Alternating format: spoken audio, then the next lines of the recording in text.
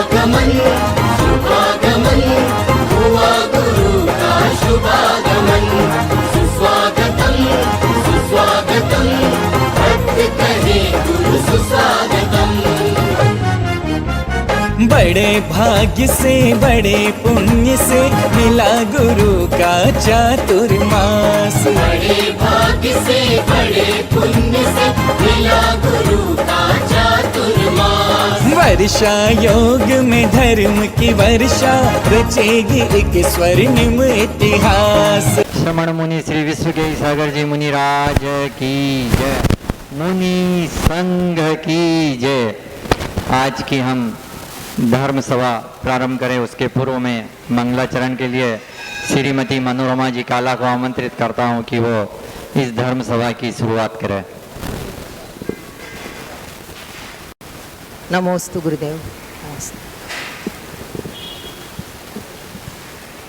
अधोगति टलने का बस एक सहारा, जपो मंत्र प्यारा महामंत्र प्यारा। जपो मंत्र प्यारा महामंत्र प्यारा। नमो अरिहंताणम जो कोई ध्यावे। नमो अरिहंताणम जो कोई ध्यावे। सिद्धों के जाप से मन शुद्ध बन जावे। कट जाए जग का ये बंधन सारा, मंत्र जपो प्यारा महामंत्र प्यारा। आचार्यों की महिमा है न्यारी। आचार्यों की महिमा है न्यारी। उपाध्याय जी है गुणों के भंडारी। बह जाए मन से प्रेम की धारा, मंत्र जपो प्यारा महामंत्र प्यारा। साधु गुणी जन पाठ पढ़ाते, भव्यों को मोक्ष की राह दिखाते। शत शत वंदन है उन्हीं को हमारा, मंत्र जपो प्यारा महामंत्र प्यारा। अधोगति टलने का बस एक सहारा, मंत्र जपो प्यारा महामंत्र प्यारा। जय बोलो उपाध्याय श्री विभंजन सागर जी मुनिराज की जय। विश्व के सागर जी मुनिराज की जय। अब मैं दीप प्रज्वलन एवं पाद प्रक्षालन के लिए प्रकाश जी काला और मनोज जी बढ़जात्या को आमंत्रित करता हूं कि वो दीप प्रज्वलन करें। ज्योति से ज्योति जगाते चलो, ज्ञान की गंगा बहाते चलो। ज्ञान की गंगा बहाते चलो। ज्योति से ज्योति जगाते चलो, ज्ञान की गंगा बहाते चलो। चरणों की दूजे धूल जो मिल जाए, गुरु मेट दो मरण दुख मेट दो, जिनवाणी जग मैया जन्म दुख मेट दो। जिनवाणी जग मैया जन्म दुख मेट दो। जय। अमृतमय वाणी से हमें धर्म लाभ प्रदान करे नमोस्तु गुरुदेव, नमोस्तु नमोस्तु। सभी लोग हाथ जोड़े पंच परमेष्टि भगवान का स्मरण करेंगे। ओम नमो हरिहंताणं,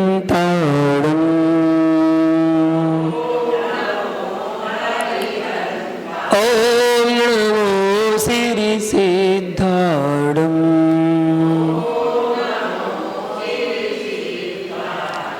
ओम नमो आयर्याणं, ओम नमो वज्रायाणं, ओम नमो लोये सौवे साहूणं, रमिदूणि वड्डमाणं परमपाणं जिणं दिशोद्धेण बोचामि रयण सारं सायारणयार धम्मीणं। जब अनंतानंद सद्वर्गेष्ठी भगवान की, मूल नायक श्री शांतिनाथ भगवान की, आचार्य भगवान कुंद कुंद स्वामी की, आचार्य गुरु विराग सागर जी महामुनिराज की, चर्या श्रवणी आचार्य श्री विशुद्ध सागर जी महामुनिराज की, अहिंसा में विश्व धर्म की।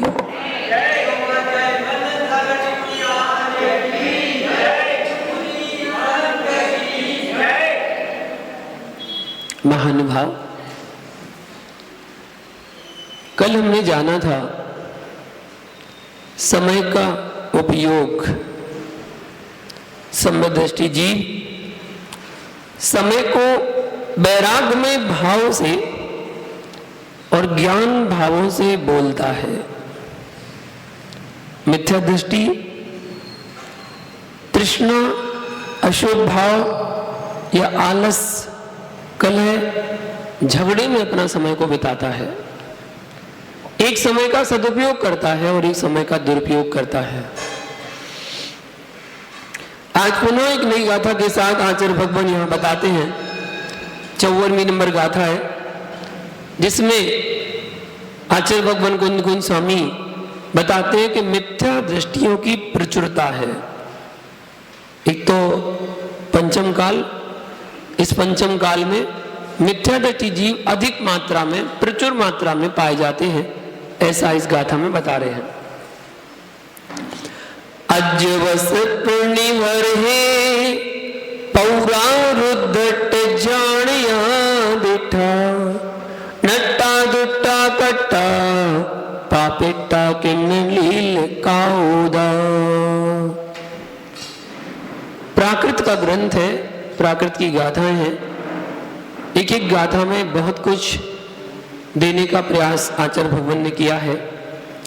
यहाँ पर आचार्य भगवान कहते हैं अज्वस पिंडी, मतलब आज वर्तमान हुंडा अवसर्पणी काल चल रहा है।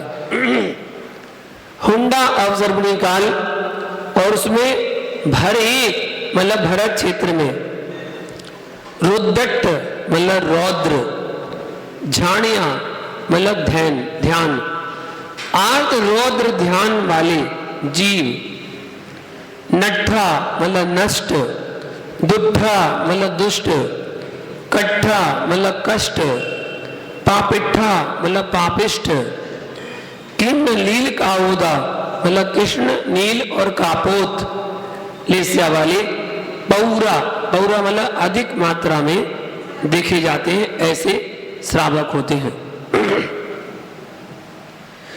बता रहे हैं इस पंचम काल में भरत क्षेत्र में मिथ्या दृष्टियों की प्रचुरता है। काल दोष के कारण व्यक्ति के श्रद्धारूप परिणाम नहीं होते हैं, धर्म के प्रति रुचि नहीं होती है।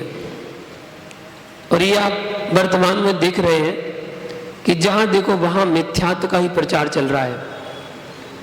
बस मिथ्या दृष्टि लोग ही मिथ्यात्व का ही प्रचार कर रहे हैं। जहां नजर घुमाओ वहां मिथ्या दृष्टि है। भारत में वर्तमान में अगर देखें तो 140 करोड़ की आबादी है। उन 140 करोड़ की आबादी में कितने ऐसे श्रावक हैं जो देवसास गुरु को मानते हैं?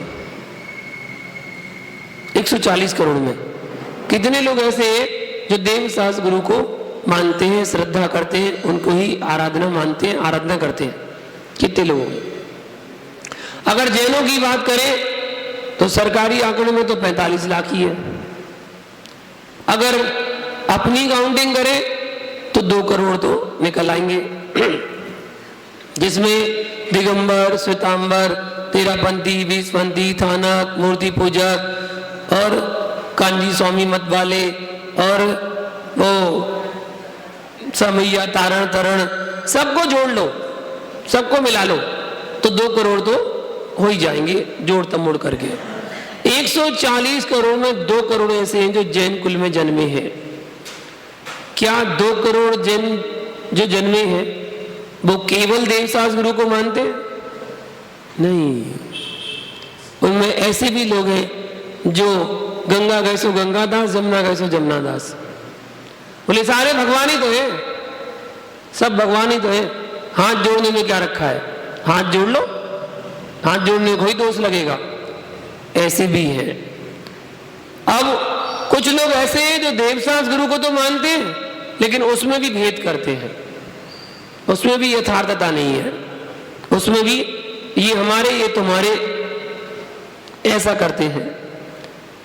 देखिए देवसास गुरु पर यथार्थ सिद्धांत और कैसे 25 मल दोषों से रहित और 8 अंगों से सहित जो देवसास गुरु पर सिद्धांत है वो सम्यक कहलाता है। ये भी व्यवहार है, व्यवहार से तो सम्यक दृष्टि बन जाओ, पहले देवसास गुरु के अटूट श्रद्धान करने वाले बन जाओ। इस पंचम काल में धर्म के प्रति रुचि नहीं होती है, धर्म के प्रति भाव नहीं होते हैं। इसका मतलब सम्यक दृष्टि धर्मात्मा जनों का अभाव नहीं है। ये मत सोचना कि सम्यक दृष्टि धर्मात्मा जनों का अभाव है। कुछ सम्यक दृष्टि धर्मात्मा है पर मिथ्या दृष्टि बहुत है, जो मिथ्यात्व के जंजाल में फंसे हुए हैं, मिथ्यात्व के सागर में निरंतर आकंठ डूबे हुए हैं, मिथ्यात्व का जहर पी रहे हैं और सम्यक रूपी अमृत का त्याग कर रहे हैं। मिथ्यात्व रूपी जहर पीकर व्यक्ति मरण करके नरक गति आदि में जन्म लेते हैं और मिथ्यात्व के फलस्वरूप वे तरह तरह के दुखों को भोगते हैं, कष्ट पाते हैं। नरक गति की शीत वेदना, उष्ण वेदना उसको भी सहन करते हैं, दुर्गंधित मिट्टी को खाते हैं, शारीरिक और मानसिक वेदना को सहन करते हैं। नरक की आयु पूरा करता है जीव, फिर क्योंकि नरक में अकाल मरण तो होता नहीं है तो वहां तो पूरी आयु ही भोगनी पड़ती है और सागरों पर्यंत आयु होती है तो सागरों पर्यंत आयु नरक में बिताता है और फिर वहां से आता है तो तिरंज गति में जाता है और जब तिरंज गति में जाता है तो वहां पर भी छेदना, भेदना, पीड़ा देना, दुखों को भोगता है।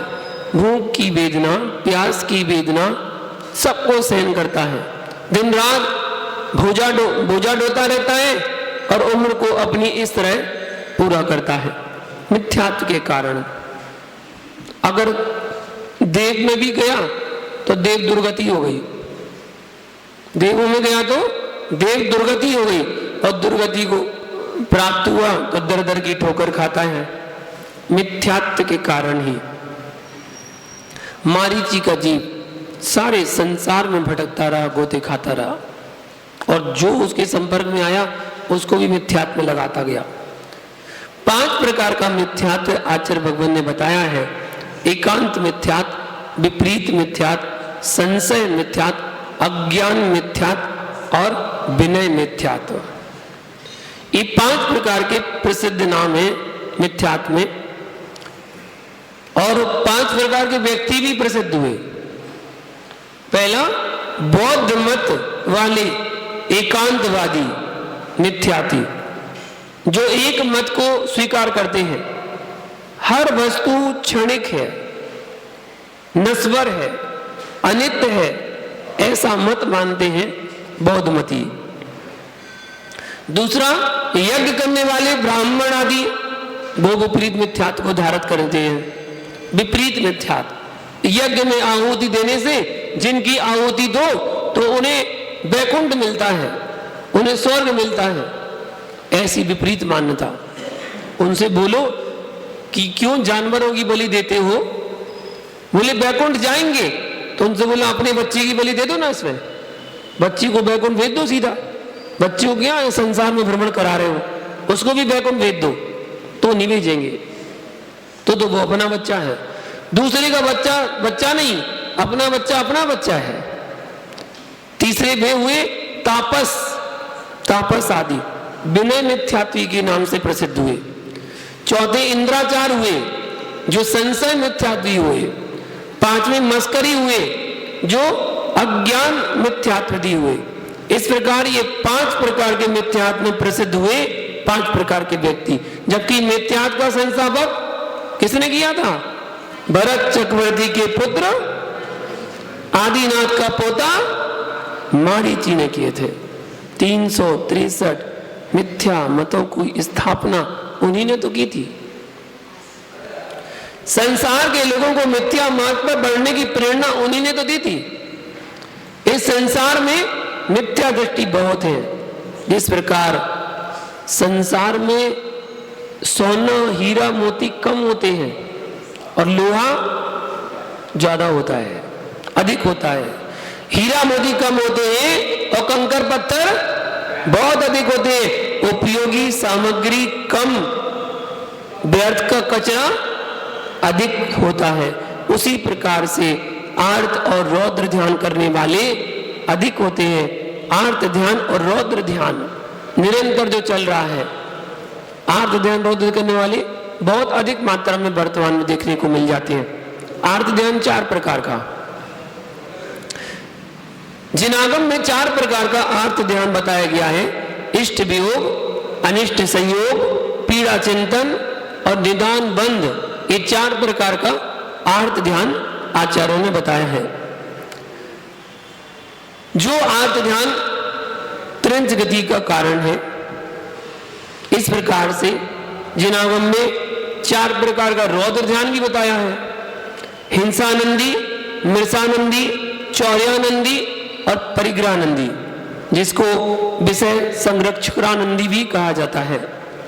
4 प्रकार का रौद्र ध्यान जो नर गति का कारण है। ऐसे आर्त ध्यान रौद्र ध्यान बताए गए हैं। आर्त ध्यान, इष्ट का वियोग होना। कोई वस्तु बड़ी अच्छी लगती है, प्रिय वस्तु है, उसका वियोग हो जाए, उसी पर ही सारा ध्यान जा रहा है। एक 500 रुपए के नोट पर तो सारा ध्यान चला जाता है। रात्रि के समय में पुरुष ने अपनी पॉकेट में 500 रुपए का नोट रखा हुआ था और सो गया। सुबह जब तैयार होकर उसने अपना वो सेट में से नोट निकालने के लिए हाथ डाला तो उसमें नहीं था। जब नहीं था, इष्ट का वियोग हो गया। अब देखो उसके आकुल व्याकुल परिणाम। ऊपर वाली जेब में रखा था उसने, लेकिन नीचे वाली जेब में जरूर देखेगा, जरूर देखेगा। साइड वाली में जरूर देखेगा, पीछे वाली में जरूर देखेगा, अंदर वाली में जरूर देखेगा। जितनी भी जेब उसकी पॉकेट जितनी होगी उसकी पैंट में, शर्ट में, जो भी होगी, सारे में छान मारेगा। अच्छा, एक बार देखने के बाद दोबारा दिखता है कि नहीं? दोबारा दिखता है। कहीं रह तो नहीं गया? दोबारा देखेगा। जबकि देख लिया है, उसके बाद दोबारा देखेगा। दोबारा देखने के बाद फिर उसके बाद पत्नी की याद आएगी। पत्नी को पूछेगा, कहा तुमने 500 रुपए का नोट उठाया इसमें? वो कहेगी हमने तो नहीं उठाया। बच्चे को बुलाएगा, तुमने देखा? नहीं, हमने भी नहीं देखा। सुबह से कौन आया था घर पर? बोले दूध वाला आया था। वो तो बाहर ही से चले गया था दूध लेकर। अच्छा, दूध वाले ने तो नहीं उठाया होगा। और कौन आया था? प्रेस वाला आया था। बाहर से चला गया था। नहीं, वो तो अंदर आया था। हाँ, जरूर हो ना हो प्रेस वाले उठाया होगा। एक 500 रुपए के नोट में इतना समय बर्बाद कर दिया और इतने चिंतन कर रहे हैं। यही तो आर्त ध्यान है। इष्ट का वियोग होना। परिवार का सदस्य कोई जिससे बहुत राग है, उसका वियोग हो जाए, उसी के वियोग में रोए जा रहे, रोए जा रहे, रोए जा रहे, और असाता वेदनी कर्म का बंध बांधे जा रहे, बांधे जा रहे। रोने से वापस तो आएगा नहीं, लेकिन असाता वेदनी कर्म का बंध बनता चला जा रहा है, बांधते जा रहे हैं। इष्ट का वियोग होना, अनिष्ट का संयोग। भिंडी की सब्जी पसंद है? नहीं है? थाली में आ गई, किसी मेहमान के यहाँ गए थे, कोई खास मेहमान के यहाँ गए थे और उसने थाली में भिंडी की सब्जी दे दी, क्या हो रहा है अंदर ही अंदर? बताओ, भिंडी की सब्जी दे दी, भिंडी की सब्जी खाते नहीं है, हमारा त्याग है, हमें अच्छी नहीं लगती है, बिल्कुल क्या कैसी बना देते हैं, अंदर ही अंदर परिणाम विकृत हो रहे हैं, खे कुछ नहीं पा रहे हैं। खास व्यक्ति है ना जिनके यहाँ भोजन करने आए, जैसे कि दामाद जी ससुराल गए हो खाने में और ससुराल में भिंडी की सब्जी दे दी और भिंडी अच्छी नहीं लगती है, अब खे तो पा नहीं रहे कुछ, लेकिन बेमन से बैठे हैं, अब क्या करें, खाना तो पड़ेगा, थाली में आ गई है, क्या करें? अनिष्ट का संयोग हो गया।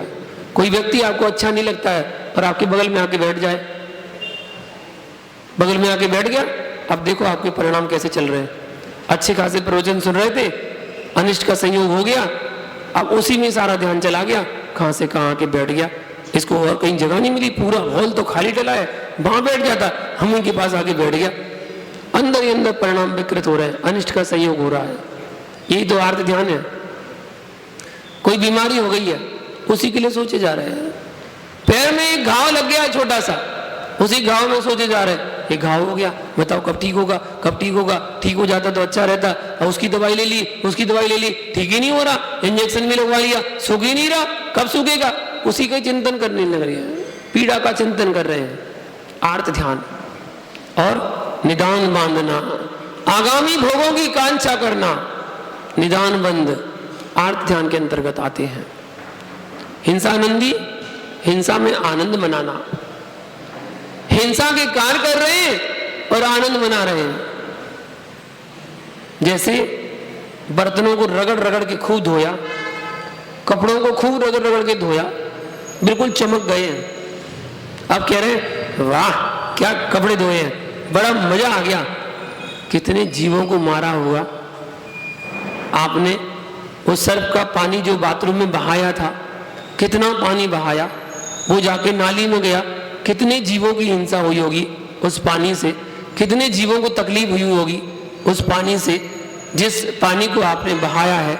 इतनी हिंसा करने के बाद आप आनंद मना रहे हैं, बहुत अच्छा, खूब झाड़ू पोंछा लगाया कमरे में, कितनी सारी चींटियां आदि मर गई और आप आनंद मना रहे हैं। हिंसा में आनंद, यही तो रौद्र ध्यान है। झूठ में आनंद, एक तो झूठ बोला, दूसरे को मूर्ख बनाया झूठ बोल के, और आप आनंद मना रहे हैं। अप्रैल फूल, अप्रैल फूल बना दिया, देखो क्या अप्रैल फूल मनाया हमने, झूठ बोला और आनंद मना रहे हो, खुशी मना रहे हो। यही तो मृषानंदी ध्यान है, रौद्र ध्यान।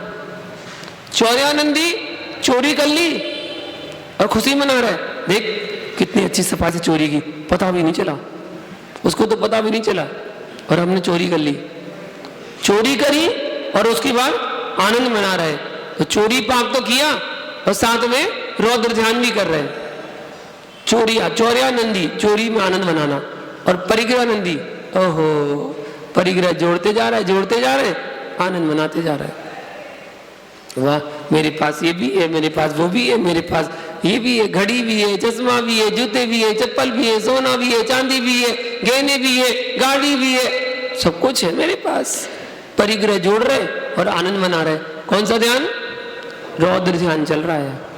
ये 4 आर्त ध्यान और 4 रौद्र ध्यान निरंतर ग्रस्त में रहने वाले श्रावक करते रहते हैं, निरंतर करते हैं। बहुत मुश्किल है इनसे बचना, बहुत मुश्किल है। ये दोनों प्रकार के रौद्र ध्यान और आर्त ध्यान जो है, ये संसार भ्रमण के कारण है, दुख को प्रदान करने वाले हैं, कष्टदायी हैं। फिर भी मिथ्यात्व के कारण से मिथ्या दृष्टि जीव सदा ही इन्हें करता रहता है। आर्त ध्यान, रौद्र ध्यान इनमें हमेशा लगा रहता है। क्या सम्यक दृष्टि को आर्त ध्यान, रौद्र ध्यान नहीं होता? मिथ्या दृष्टि को तो होता है, सम्यक दृष्टि को नहीं होता। आचार्य भगवान कहते हैं आपको ऐसी नहीं शंका नहीं करना चाहिए, विषय और विवक्षा को समझना चाहिए। मतलब सम्यक दृष्टि को आर्त ध्यान बौद्ध ध्यान भी हो सकता है और नहीं भी हो सकता है, हो सकता है और नहीं भी हो सकता है, यह उसके परिणामों पर निर्भर करता है। वैसे जिन आगम के मतानुसार 5वें गुण स्थान तक आर्त ध्यान रौद्र ध्यान होते हैं और 6वें गुण स्थान तक निदान बंध को छोड़ करके 3 प्रकार के आर्त ध्यान संभव है, ऐसा आगम में वर्णित है। फिर शंका करता है व्यक्ति, सम्यक दृष्टि और मिथ्या दृष्टि में फिर क्या अंतर है? जब दोनों ही आर्त ध्यान रौद्र ध्यान करते हैं तो दोनों में फिर क्या अंतर है? आर्त और रौद्र ध्यान सम्यक दृष्टि और मिथ्या दृष्टि दोनों के होते हैं, परंतु इतना विशेष है कि जिस प्रकार मिथ्या दृष्टि के होते हैं वैसा सम्यक दृष्टि के नहीं होते हैं। जैसे मिथ्या दृष्टि के होते वैसे सम्यक दृष्टि के नहीं होते।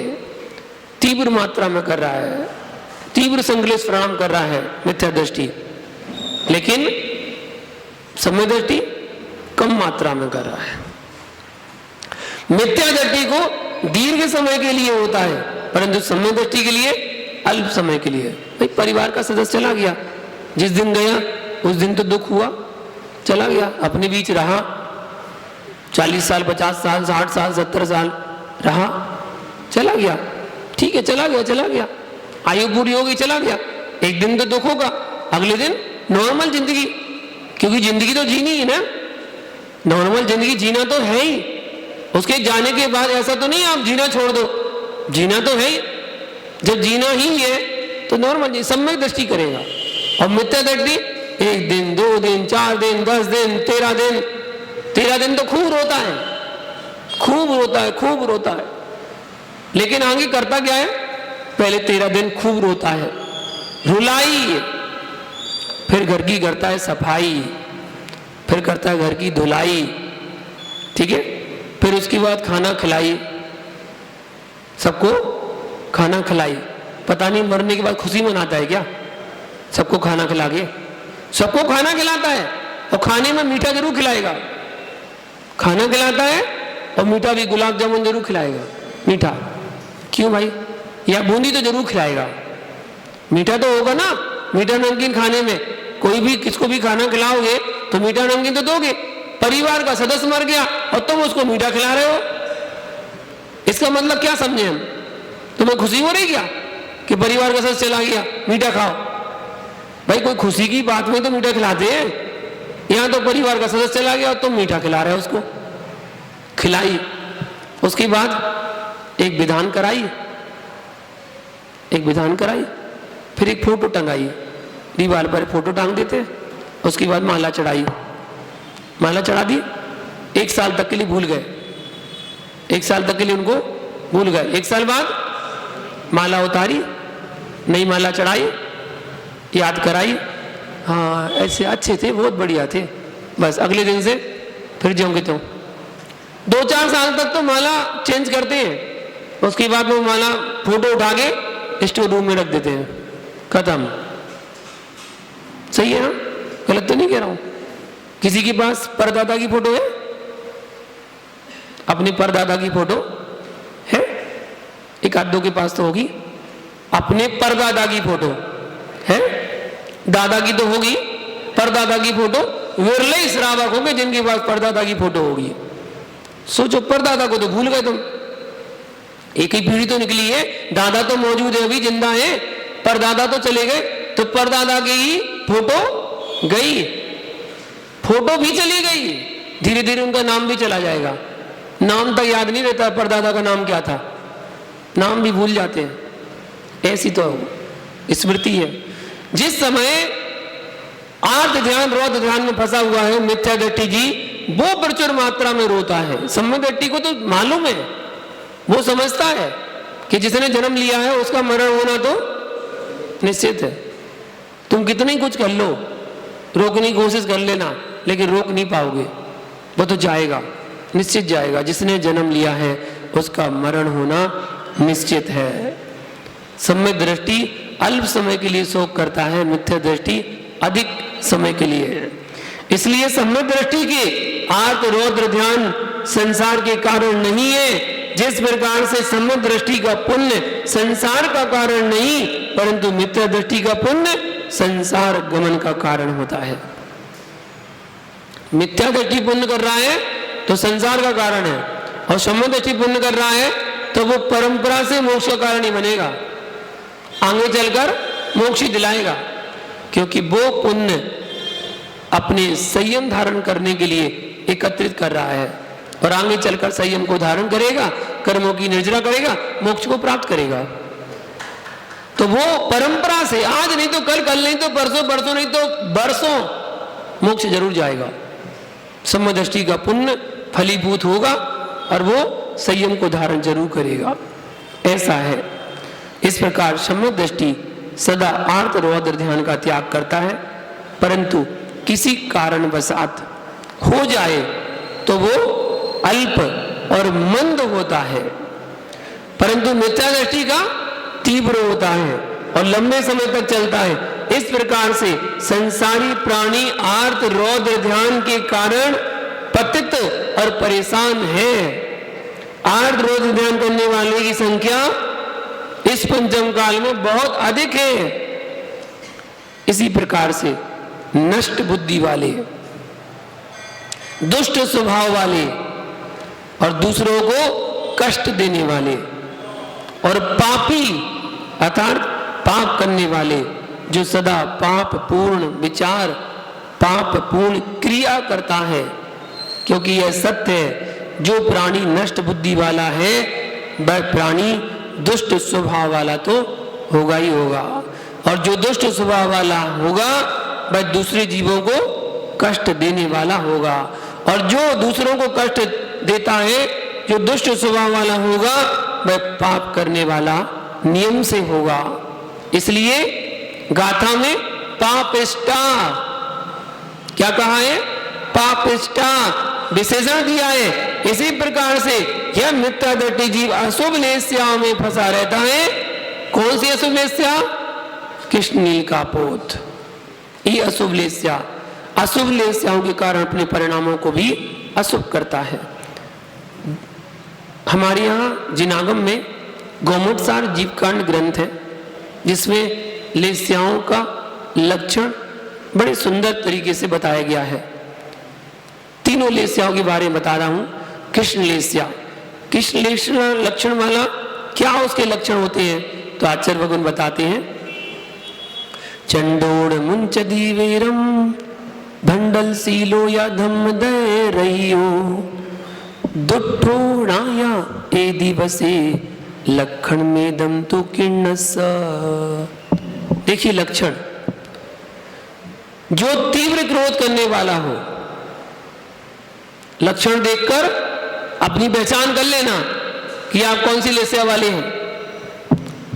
तीव्र क्रोध करने वाला, बैर को ना छोड़ने वाला, जिनका स्वभाव है धर्म और दया से रहित, जिसका स्वभाव दया धर्म से रहित, दुष्ट, जो किसी के बस में ना हो, ये सब लक्षण जिसमें पाए जाते हैं वो जीव कृष्ण लेस्या का धारक होता है।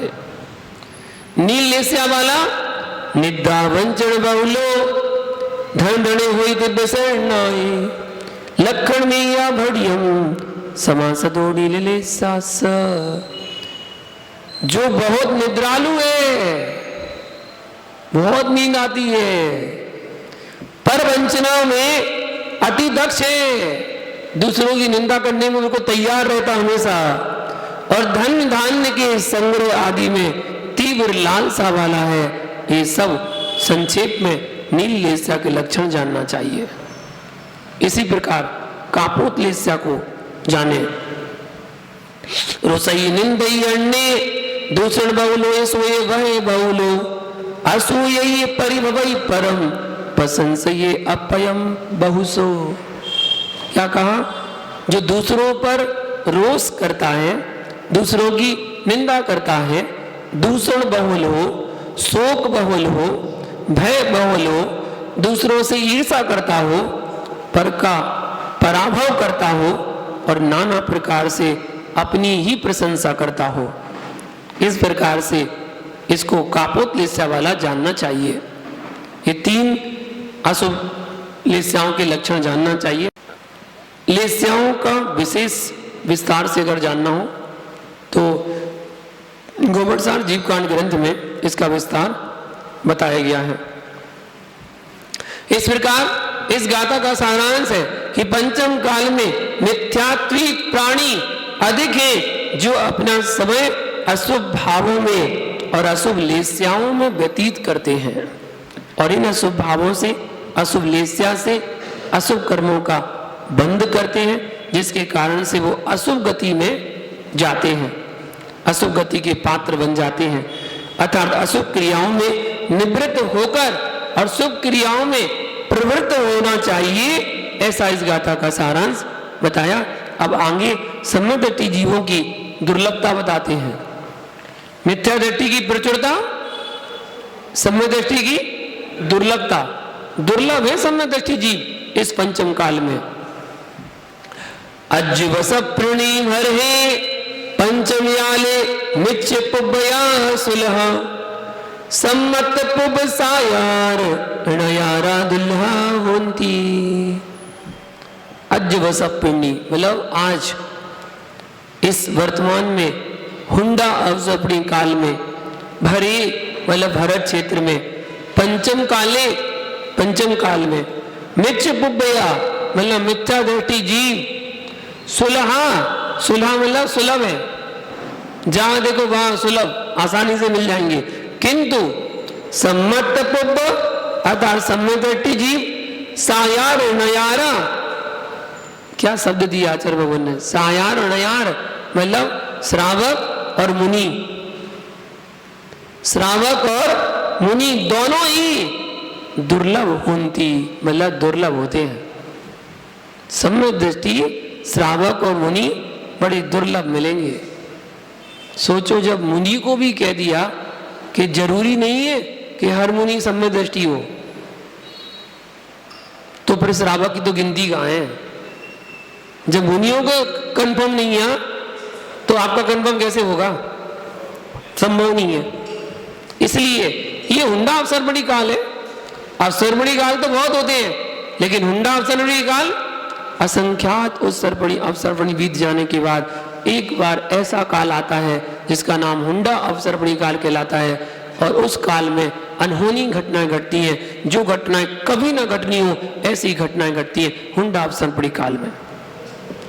हुंडा अवसरपड़ी काल में भरत क्षेत्र में सम्यक दृष्टि जीव बड़े दुर्लभ हैं, जिस कारण से जीव के परिणाम विशुद्ध नहीं रह पाते। मिथ्यात्व के कारण इस जीव के दान, पूजा, जप, तप, त्याग, संयम, नियम, संलेखना आदि करने के भाव ही नहीं होते।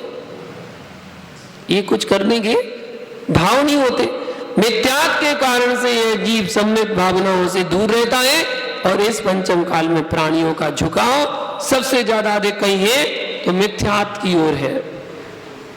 आप अपने ऊपर झांक के देख लो, अपने ऊपर सोच लो कि थोड़ा सा कुछ प्रचार हो जाए, अरे अरे अरे अरे वहां पर देखो दूध पी रहे हैं, पहुंच जाओगे कि नहीं दूध पिलाने?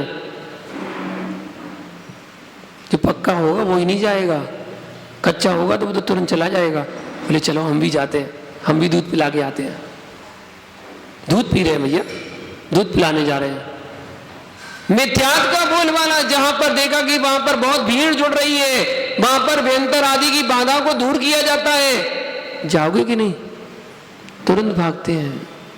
अरे भैया 8 साल 10 साल हो गए, बच्चा नहीं हो रहा है। किसी ने कह दिया एक मंदिर ऐसा है वहां पर जाओ और वहां पर रात्रि विश्राम कर लिया तो उसके यहाँ बच्चा जरूर होगा। मंदिर में विश्राम करना होता है। फिर चले गए भाग के, पता किया और तुरंत पहुंच गए। ऐसी जगह जिनको सुनकर भी ऐसा लगता है कि व्यक्ति कैसे मिथ्यात्व में फंस जाता है, कैसे फंस जाता है। मैंने आपको बताया था मऊरानीपुर के पास एक मंदिर है, कुतिया का मंदिर, कुतिया महारानी नाम है उसका कुतिया महारानी। यूट्यूब पे मैं बताया था आपको, सर्च कर लेना कुतिया महारानी का मंदिर, उसमें है कुतिया महारानी का मंदिर। अब सोचो कुतिया की तो पूजा हो रही है, त्रिंद गद्दी का जीव जो दर दर की ठोकरें खाता है उसकी तो पूजा हो रही है। कहीं चूहों की पूजा हो रही, कहीं कुतिया की हो रही, कहीं हाथी की हो रही, कहीं गैया की हो रही, कहीं सपेरे नाग की हो रही है। त्रिंद गद्दी के जीवों की तो पूजा करते फिर रहे हैं, जगह देखो वहां मिथ्यात्व का बोलबाला चल रहा है। इसलिए तो बताया मिथ्यात्व की ओर आज वर्तमान में झुकाव ज्यादा है, बहुत झुकाव है। मिथ्यात्व का प्रचार प्रसार बहुत अधिक मात्रा में है, अधिक मात्रा में, और उसी मिथ्यात्व में फंसे हुए हैं। सम्यक दृष्टि श्रावक भी दुर्लभ है और मुनि भी दुर्लभ है। कुन कुन स्वामी कह रहे हैं सम्यक दृष्टि श्रावक और मुनि दुर्लभ, परंतु इनका मतलब ये नहीं है कि है नहीं है, दोनों का अभाव है। इसका अर्थ ये मत लगा लेना, अन्य मतावलंबियों ने तो यही लगा लिया कि पंचम काल में मुनिराज होते ही नहीं है। उनने अर्थ यही लगा लिया कि मुनि तो होते ही नहीं है। आगे श्रावक का नहीं पढ़ा कि श्रावक नहीं होते, मुनि का पढ़ लिया, मुनि नहीं होते। बस मुनियों को नमस्कार मत करो और सब कुछ करो। तुम कुछ भी खाओ, जमीकंद खाओ, रात में खाओ, है आधी रात को खाओ, पंचेंद्री के विषय भोगों को भोगो, सब कुछ करो तुम, तो कोई परेशानी नहीं है किसी प्रकार की। बस पंचम काल में मुनि नहीं होते, मुनि होते ही नहीं है, उनको नमस्कार नहीं करना चाहिए। ऐसे मिथ्या दृष्टि जो अपने आप को सम्यक दृष्टि बोलता है कि मैं सम्यक दृष्टि, वो पहला मिथ्या दृष्टि तो वो ही है। वहीं से शुरू करना मिथ्या दृष्टि की गिनती, काउंटिंग वहीं से शुरू करना। पहला मिथ्या दृष्टि यही है जो बोले कि मैं सम्यक दृष्टि हूं। तुम्हें कैसे मालूम कि सम्यक दृष्टि हो? अभी ज्ञान है क्या? मना पड़े ज्ञान है क्या? तुम्हें कैसे पता तुम सम्यक दृष्टि हो? भैया जो माइक पर चिल्ला चिल्ला के बोले कि फलाना फलाना ने ये काम किया वो मिथ्या दृष्टि है, जो भी बोले तो समझ लेना पहला मिथ्या दृष्टि तो वही है। जो दूसरे के लिए मिथ्या दृष्टि बोल रहा है, पहला मिथ्या दृष्टि तो वही है। कुछ भी हो जाए, कैसी भी हो जाए, कभी किसी साधु की निंदा नहीं करना। आज तो होड़ मची हुई है निंदा करने की, साधु साधु की निंदा करने में लगे। एक साधु दूसरे साधु के लिए वो ऐसा वो वैसा, उसने वो कर दिया, उसने ये कर दिया। श्रावक तो दूर की बात है, श्रावक को तो साइड में हटा दो अभी, श्रावक तो दूर की बात है। साधु, एक साधु दूसरे साधु की निंदा करने में लगा हुआ है। कैसे सम्यक दृष्टि है वो? अपने आप को कैसे सम्यक दृष्टि बोलेगा? बोल ही नहीं सकता। क्यों? 8 अंग होते हैं ना सम्यक दर्शन के। 8 अंग में उपगुण अंग क्या कहता है? दूसरों के दोषों को ढक देना, यही ना उपगुण अंग। स्थितिकरण क्या कहता है? उसके पास जाओ और फिर उसका स्थितिकरण करो, यही कहता ना उपगुण स्थितिकरण। कहां गया तुम्हारा उपगुण स्थितिकरण? जब उपगुण स्थितिकरण तुम्हारे पास है ही नहीं है तो तुम कहेंगे सम्यक दृष्टि? तुम सम्यक दृष्टि नहीं हो। एक अंग भी कम है तो सम्यक दृष्टि नहीं हो, 8 अंगों का होना अनिवार्य है।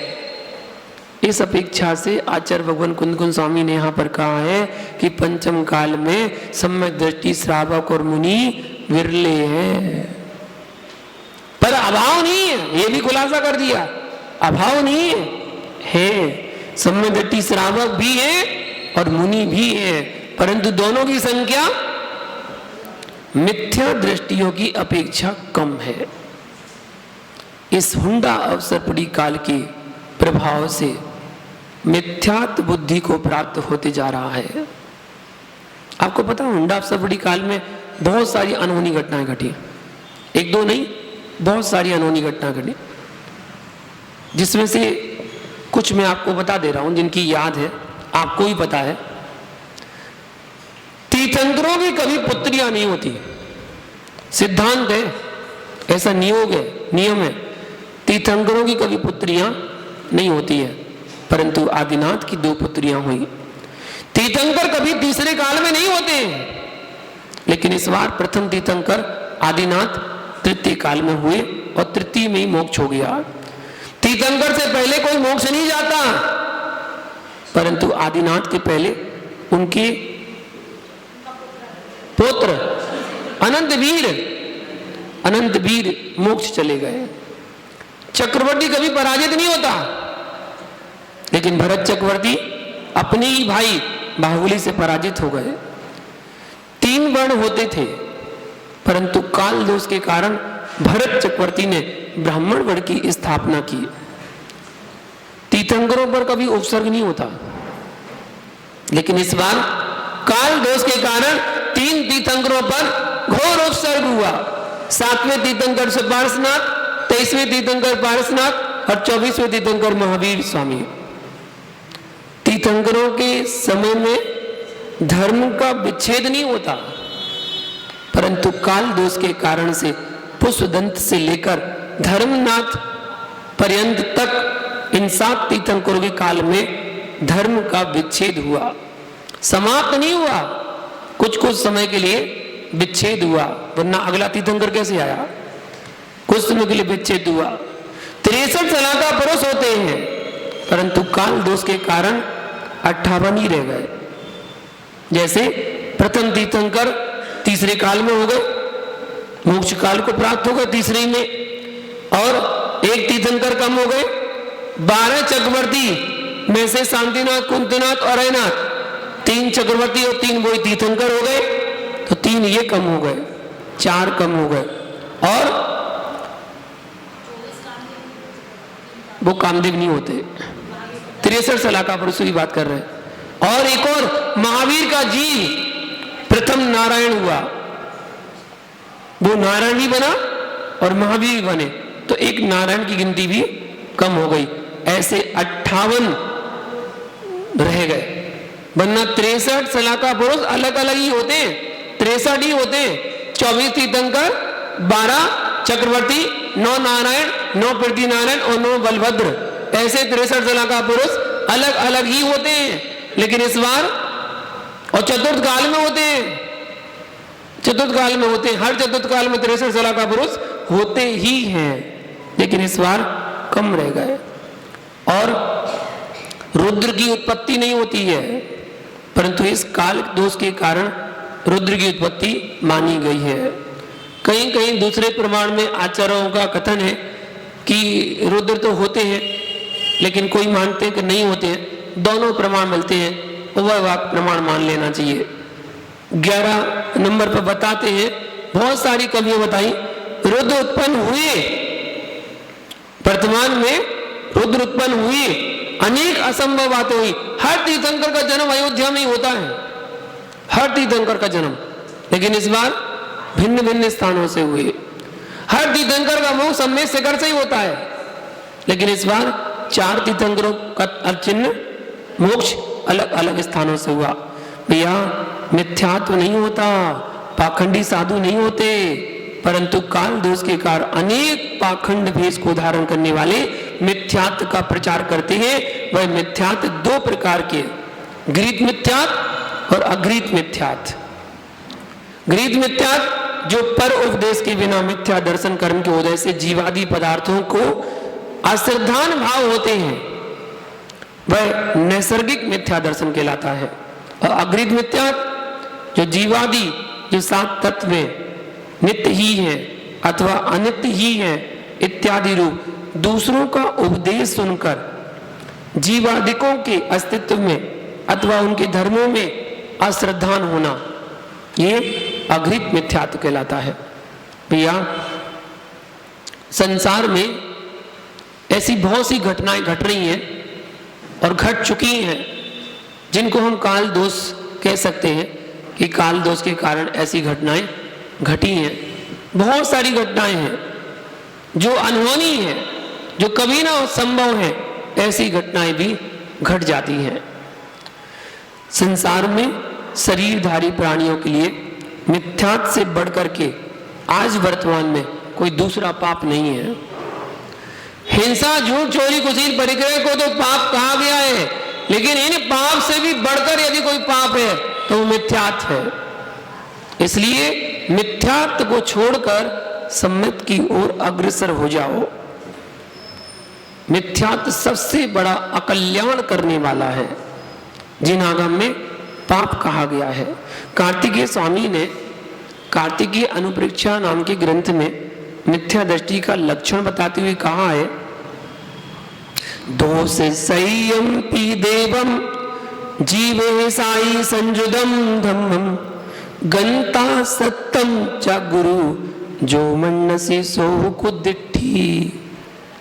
जो दोष सहित देव जीव हिंसा आदि से युक्त धर्म और परिग्रह में फंसे हुए गुरु को मानता है, वह मिथ्या दृष्टि जीव कहलाता है। ये मिथ्या दृष्टि का स्वरूप है। इस प्रकार मिथ्या दृष्टि का लक्षण बतलाया। 18 प्रकार के दोषों से जो युक्त हैं, ऐसे देवों की आराधना करना, जीव हिंसा को धर्म मानना, बलि आदि को चढ़ाना धर्म मानना, परिग्रहधारी गुरु मानना, जो मानता है वह घोर मिथ्या दृष्टि की श्रेणी में आता है। क्योंकि जो स्वयं पत्थर की नाव पर बैठा है वह खुद तो डूबेगा और साथ साथ उस पर जो सवार होगा उसे भी डुबाएगा, आश्रय लेने वाले को भी डुबाएगा। जो स्वयं संसार के दलदल में फंसा हुआ है वह दूसरों को क्या संसार के दलदल से निकालेगा? स्वयं तो फंसा है, दूसरे को कैसे निकालेगा? इसलिए सोच समझकर श्रद्धा करना। जो सच्चा वीतरागी हो, 18 प्रकार के दोषों से रहित हो, और सच्चा देव वही कहलाता है जो वीतरागी सर्वज्ञ और हितोपदेशी हो, वो सच्चा देव। और जो दया से विशुद्ध है, धम्मो दया विशुद्ध हो, दया से विशुद्ध है, और जो समस्त प्रकार के परिग्रह से रहित है, ऐसा गुरु वही कहलाता है जो आरंभ सारंभ से रहित है, जो आरंभ परिग्रह से रहित है, ज्ञान ध्यान तप में लवलीन है, पंच इंद्रिय के विषयों से विरक्त है। ऐसा साधु ही सच्चा गुरु की श्रेणी में आया है, उसे ही गुरु कहा जाता है। ऐसा जिनागम का उपदेश है। इस समय वर्तमान में सम्यदृष्टि श्रावक और सम्यदृष्टि मुनि दुर्लभ है, ऐसा कथन आचार्य भगवान कुंद कुंज स्वामी ने 55 नंबर गाथा में दिया है। जिसे संसार शरीर भोगों से वैराग नहीं हुआ और देखा देखी संयम को धारण कर लिया, अभी वैराग नहीं हुआ, बस देखा देखी संयम धारण कर लिया, फिर भाव रहे संयम का पालन करते हैं, अपने कर्तव्य का पालन नहीं करते हैं, सामायिक स्वाध्याय प्रतिक्रम आदि क्रियाओं को नहीं करते हैं, मनमानी निद्रा लेते हैं, व्यर्थ का आडंबर जोड़ते हैं, परिग्रह से युक्त होते हैं, शिथिलाचारी होते हैं, आत्म ध्यान से विमुख होते हैं, घर परिवार के प्रति मोहित होते हैं। जैसे बालीसेन मुनि के कहने से उनके मित्र पुष्प डालने दीक्षा ले ली थी, कहानी याद है? बालीसेन के कहने पर पुष्प डालने दीक्षा धारण कर ली थी। मुनि दीक्षा धारण कर ली, परंतु उन्हें अपनी कानी स्त्री से बहुत मोह था। वो कानी स्त्री का विकल्प और मोह बार बार सता रहा था। 12 वर्ष निकाल दिए मुनि अवस्था में, 12 वर्ष के बाद भी उनके मन का विकल्प, उनका मोह नहीं छूटा। इस प्रकार मुनि बनने के बाद भी मोही रहे। फिर कैसे छूटा था? एक बार जा रहे थे अपने घर की ओर, बालीसेन ने रोक दिया, कहां जा रहे हो? बोले आज मत रोको मुझे, बस बहुत 12 वर्ष हो गए मुझे, आज मत रोको। बोले क्या हुआ? बोले मुझे अपनी पत्नी की बहुत याद आ रही है, मैं अपनी पत्नी को देखने जा रहा हूं। अच्छा अच्छा अच्छा। बालीसेन कहते कोई बात नहीं, मैं भी चलता हूं। बालीसेन कहते मैं भी चलता हूं, मैं भी देख कर आता हूं, मेरी भी तो पत्नियां थी, उनको मैं भी देख कर आता हूं। बालीसेन ने खबर भिजवाई रानी चिल्ला के पास, जो उनकी मां थी, कि मैं आ रहा हूं, और जो मेरी पूर्व की रानियां थी, 32 रानी थी, उनको तैयार करके रखना। अच्छा, रानी चिल्ला को मन में परीक्षा करने में निपुण थी रानी चिल्ला, पहले भी परीक्षा की उसने अब भी परीक्षा की। बोले कहीं मेरे बेटे का बैराग समाप्त तो नहीं हो गया? उसने 32 जो राजकुमारी थी जिनके साथ विवाह हुआ था बारीसेन का, उनको बहुत श्रृंगार किया, 16 श्रृंगार करके तैयार करके खड़ा कर दिया। महल में स्वागत की तैयारी की गई। रानी चिल्ला ने एक तरफ काष्ठ का सिंहासन लगाया और एक तरफ सोने का सिंहासन लगाया, और दोनों मुनिराज आए, बारीसेन और पुष्पडाल, दोनों का स्वागत किया और दोनों से कहा, हे स्वामी उच्चासन ग्रहण कीजिए। दोनों मुनिराज उच्चासन ग्रहण करने के लिए जब आए तो पुष्पडाल देखता, अरे सोने का सिंहासन, आज तो सोने के सिंहासन में बैठूंगा। बारीसेन काष्ठ सिंहासन की ओर आगे बढ़े और पुष्पडाल सोने के सिंहासन की ओर आगे बढ़े। तब रानी चिल्ला ने कहा, मेरा बेटा तो ठीक है, वैराग्य में है, क्योंकि दिगंबर मुनिराज सोने चांदी के सिंहासनों पर नहीं बैठते हैं। लकड़ी का सिंहासन, काष्ठ का सिंहासन हो, उसी पर ही अपना आसन बैठते हैं। उन्हें क्या सोना चांदी से क्या मतलब, उन्हें कोई आसक्ति नहीं होती है। तब जाके परीक्षा हुई, 32 रानियों को बुलाया। जब बारीसेन ने पुष्पडाल से कहा, देखो ये 32 रानियां मेरे पूर्व अवस्था की रानियां थी। ओहो, पुष्पडाल की आंखें खुली रह गई। ओ, मैं इनकी रानियां देखो, और मैं कहां अपनी कानी स्त्री पर मोह कर रहा था। धिक्कार है मेरे जीवन पर। इतना कहा। बारीसेन ने कहा, अच्छा पुष्पडाल मुनिराज चले, आपके घर चलते हैं। अब किसके घर? बोले आपके घर चले। नहीं नहीं, मुझे किसी के घर नहीं जाना, अब तो मैं जाऊंगा, मैं अपनी साधना करूंगा, मुझे किसी के यहां नहीं जाना।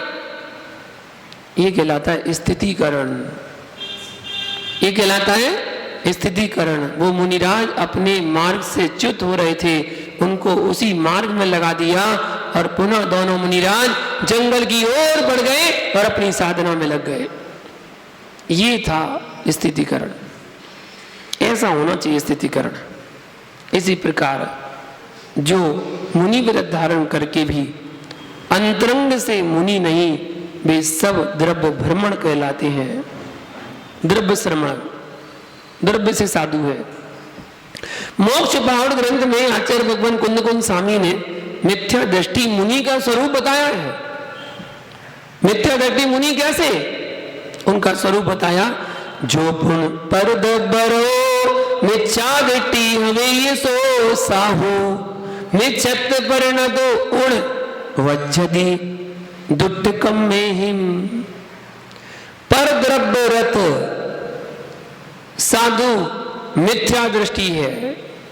जो पर द्रव्य में, दूसरे के द्रव्यों में रत है, लीन है, उसी को अपना मान रहा है, वो साधु मिथ्या दृष्टि। और मिथ्यात्व रूप परिणता हुआ दुष्ट अष्ट कर्मों का बंध करता है। अर्थात जो आत्म ध्यान से विमुख होता हुआ शरीर आदि पर्यायों में परिणमन करता है, शरीर आदि के प्रति आसक्त है, अपने शरीर को ही घिसता रहता है, अपने शरीर को ही चमकाता रहता है, शरीर में ही रगड़ रगड़ के थोड़ा सा भी अगर मैल लगा है तो उसको रगड़ के छुटा रहा है, अपने आप को चमका रहा है, अपने उपकरणों को चमकाता है, पिछी को चमका रहा है, कमंडल को चमका रहा है, तेल लगाकर उसमें चमका रहा है, चमक होना चाहिए उसमें। ये सम्यक दृष्टि साधु की पहचान नहीं है। सम्यक दृष्टि साधु को आसक्ति नहीं होती है, शरीर आदि के प्रति आसक्त नहीं होता है, आत्म ध्यान से दूर है, पर द्रव्यों में जो खोया है, ऐसा मुनि मिथ्या दृष्टि है। इस प्रकार से आचार्य भगवान कुंद कुंद स्वामी ने दोनों की दुर्लभता बतलाई, परंतु उसका अभाव नहीं है, इस बात की बात भी बताई। वर्तमान में सम्यक मुनि भी हैं और श्रावक भी हैं। इस पंचम काल में केवल ज्ञान का अभाव होने पर, मना पर ज्ञान और अवधि ज्ञान का अभाव होने से हम नहीं जान सकते कि कौन मिथ्या दृष्टि और कौन सम्यक दृष्टि, ये नहीं जान सकते। बाहर की उसकी क्रियाओं को देखकर तो पहचान लोगे, हाँ भाई बहुत अच्छे साधु है, हाँ भाई बहुत अच्छे श्रावक है, लेकिन अंतरंग में क्या चल रहा है उसके, वो तो वो ही जाने। और हम नहीं पहचान पा रहे हैं कि सम्यक दृष्टि कौन, मिथ्या दृष्टि कौन। ये तो अपने अपने भावों का विषय, इसलिए हमें किसी के ऊपर मिथ्यात्व का दोष थोप करके अज्ञानता का परिचय नहीं देना चाहिए। आप अज्ञानी मत बनो, किसी को मिथ्यात्व का दोष थोप रहे हो, यह सब केवल ज्ञान गम्य विषय है, हमारे तुम्हारे ज्ञान का विषय नहीं है।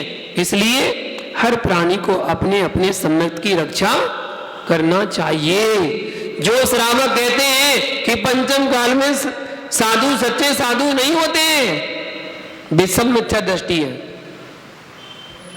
वे सब क्या है? मिथ्या दृष्टि है। जो भी कहते हैं कि पंचम काल में सच्चे साधु नहीं होते, क्यों? क्योंकि आगम की बात को झुठला रहे हैं। आगम में लिखा है कि पंचम काल के अंत अंत तक भावलिंगी मुनिराज होंगे। अंत अंत तक, जब अंत अंत तक होंगे तो क्या प्रारंभ में नहीं होंगे? अभी तो प्रारंभ है, अभी तो 2500 साल तो निकले, अभी तो 18,500 साल बाकी है पंचम काल के। 18,500 साल तक साधु होंगे, निश्चित होंगे। तो जो श्रावक ये कहते हैं कि पंचम काल में साधु सच्चे साधु नहीं होते, मिथ्या दृष्टि है वो, सब के सब मिथ्या दृष्टि।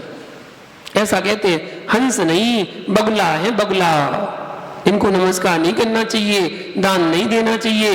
इस प्रकार से यदवा तदवा कुछ का कुछ बोलते हैं, वह निश्चित रूप से मिथ्या दृष्टि है। जो जिन पूजा गुरु सेवा और संयम आदि का पालन करते हैं, वे सब मिथ्या दृष्टि है। इस प्रकार से बोलते, परंतु बोलने वालों को मैं कहना चाहूंगा, आप श्रावक हैं कि सर्वज्ञ हैं? आपको कैसे पता? आपको कैसे पता कि सामने वाला साधु मिथ्या दृष्टि है? आपको कैसे पता? आप सर्वज्ञ हैं क्या?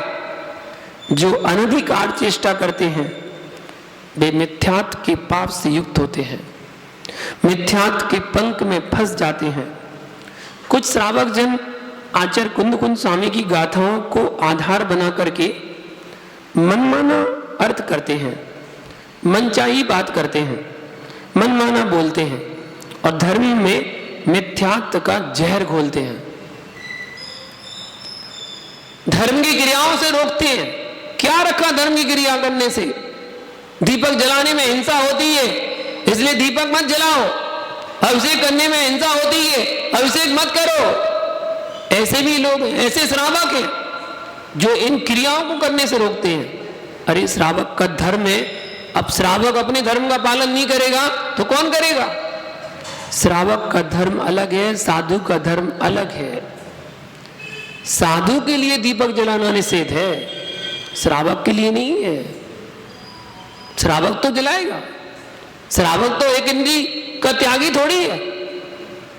जब घर में आप बड़े बड़े पकवान बना सकते हो, हलवा पूड़ी बना सकते हो, गुलाब जामुन जलेबी खा सकते हो, 1-1 घंटे 2-2 घंटे गैस जला सकते हो और गैस जलाकर अग्नि का जीवों की हिंसा कर सकते हो, तो क्या 5 मिनट के लिए भगवान की आरती के लिए दीपक नहीं जला सकते?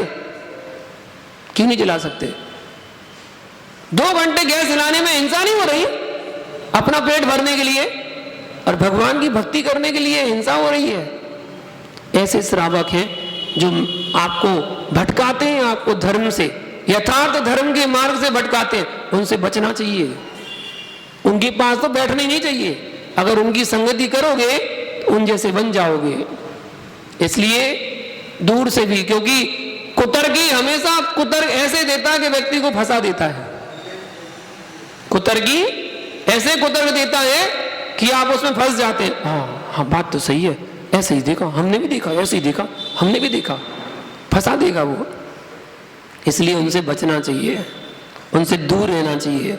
जब जिनागम का वचन है कि पंचम काल के अंत अंत तक भावलिंगी मुनिराज होंगे, और नाम तक दिया है वीरांगज, वीरांगज नाम के सच्चे भावलिंगी मुनि होंगे और समाधि मरण करके वो प्रथम स्वर्ग को प्राप्त करेंगे। ऐसा भी दिया है। मुनि, आर्यिका, श्रावक, श्राविका, ये चतुर्वेद संघ पंचम काल के अंत तक होगा और सभी सम्यक दृष्टि होंगे, ऐसा कथन है। समाधि पूर्वक मरण करके प्रथम स्वर्ग में जाएंगे, ऐसा बताया गया है। ऐसा जनार्दन का वचन है, उसे जान करके लोगों को सम्यक श्रद्धान करना चाहिए, जिससे हम सम्यक को प्राप्त करके सदगति को प्राप्त कर सके और अपने सम्यक्त की रक्षा कर सके। आगे निर्मल सम्यक्त का स्वरूप क्या है उसकी व्याख्या कल करेंगे। आज के लिए शांतिनाथ भगवान की सौवाणी मस्तक नमो सदा देतो डो, हे जिनवाणी भारती तो जपो दिन रेन, जो तेरे शरणावे सो पावे सुख चैन, देव जो अरिहंत को गुरु सेवा निर्ग्रंथ, दया धर्म पालो सदा यही मोक्ष का पन, कर संसार सुख धर्म कर दीर्घा, धर्म पंच साधे बिना नरते अंचे समान। सब लोग बैठकर जिनवाणी को नमस्कार करें और 9 बार नमो का जाप करें।